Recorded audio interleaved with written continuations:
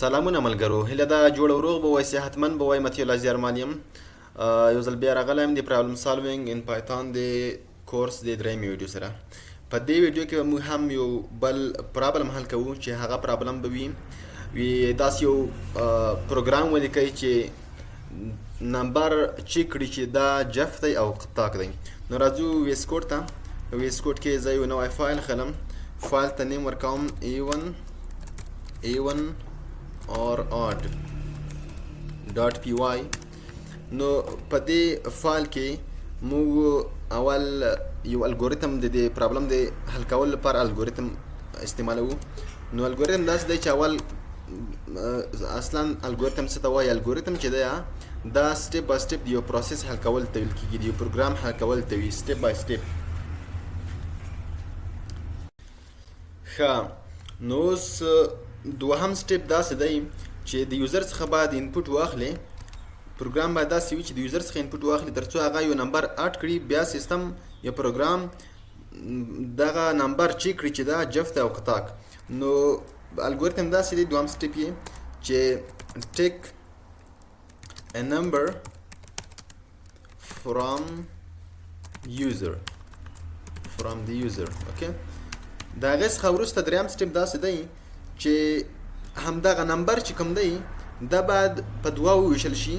که چیرته یې باقي مانده زیرو شوه نو نمبر جفت دی، او که چیرې باقي مانده زیرو نه شوه بلکې کوم عدد شو نو بیا هغه طاق دی. نو د دې لپاره داسې وایو چې divide the number by 2 and find the remainder. او په دریم سټیپ کې باید داسې وي چې if the remainder is 0 شو د هغې څخه وروسته باید موږ ته دغه سیستم ډسپلی کړي، د پروګرام موږ ته باید ډسپلی کړي چې even number او otherwise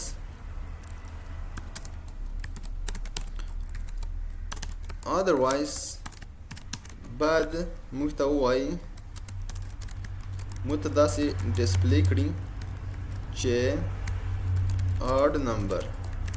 اوس الګوریتم خو موږ پای ته ورسوو.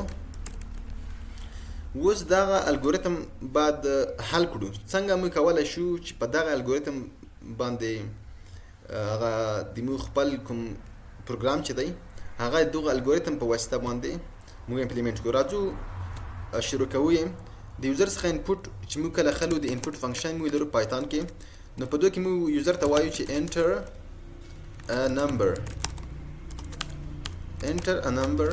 نو یوزر به یو نمبر اډ کړي او دا به راشي په یو وریبل کې به سټور شي. هغه ته موږ وریبل وایو چې هغه وریبل نمبر دی. نو موږ چې نمبر کله د یوزر څخه اخلو نو دا باید ټایپ کنورټ کړو، څه ته یې کنورټ کړو؟ انټیجر ته، ځکه چې انپوټ فنکشن بای ډیفالت څه شی ریټرن کوي؟ سټرینګ ریټرن کوي. د هغې څخه وروسته موږ تاسو باید راشو چې څنګه موږ کولی شو یو نمبر په پایتون کې تقسیم په دوه کړو او تر څو هغه باقي مانده یې زیرو شي. نو موږ همدغه نمبر چې کوم دی د وریبل، ځکه په دې کې هغه نمبر د یوزر اډ شوی نمبر په دې کې سټور دی، همدغه نمبر موږ ماډیولس کوو. دې ته ماډیولس اپریټر ویل کېږي بای 2. نو که چیرته یې باقي مانده زیرو شوه په دې رقم لیکل کېږي. نو دلته موږ اف سټیټمنټ کاروو. نو اف سټیټمنټ کاروو. کله چې موږ اف سټیټمنټ وکاروله د هغې څخه وروسته موږ ته باید دغه ډسپلی کړي چې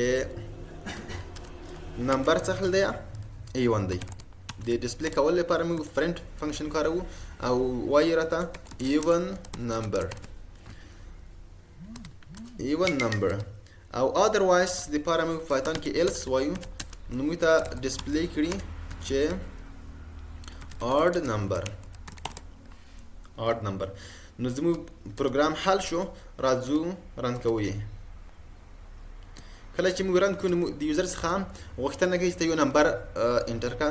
دا لاس موږ انټر کوو وي A1 نمبر، ځکه چې لاس که په دوه وویشل شي باقي مانده یې زیرو رسي، ځکه جفت عدد دی.